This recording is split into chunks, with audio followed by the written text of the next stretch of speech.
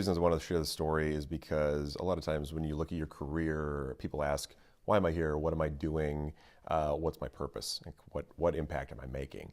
I recently ran into a situation that really spoke to me, really touched me, and really was a reminder of why I do what I do. I actually had a buddy of mine referred a guy to me, said he wanted a custom ring. I actually did my friend's ring, so that's why he sent his friend to me. And so he came in and we sat down and we had a nice long conversation about what he was looking for, wanted a very unique, very custom piece. A lot of thought went into this, a lot of design features that were very specific. And along our conversation, he mentioned to me that his fiance was very close to her grandmother.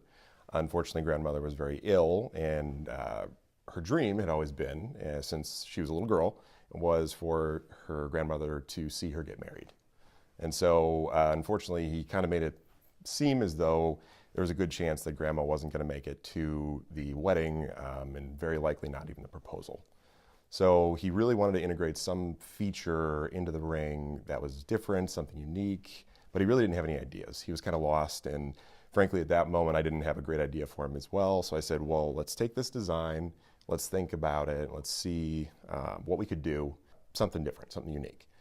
So I thought about it for a day or so, and I came up with an idea, and I had him come back in, and I said, here's what you're going to do. So I gave him a fingerprint pad, and I said, what I want you to do is go to the hospital, grab grandma's fingerprint, and then tell her your plan, because this was a surprise proposal. Nobody else knew about this. So I said, you got to go to the hospital, and you're going to let grandma know what you're going to do so that you two know, and then I'm going to take that fingerprint and engrave it on the inside of the ring.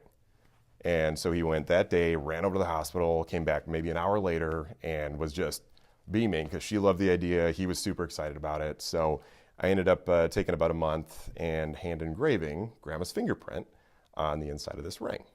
So he picked the ring up and went off to propose. Didn't really have an exact proposal plan at that point, but he did let me know that they're pretty low-key people, so he said maybe over dinner or something like that. Didn't hear from him for about a month, and I was working with another couple in the back office, and then there was a knock at my door, and it was my assistant, and she says, hey, could you come out here for a second? And I said, well, I'm working with somebody, and she said, could you please just come out here for a second? You really need to come out here. So I left the office, came out in the showroom, and there's this group of people standing in my front entranceway.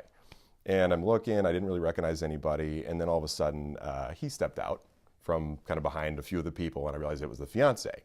He had proposed, and it was obviously successful, but it was actually her whole family came to thank me for making this ring, only because he had proposed, and then he had revealed what we had added on the inside.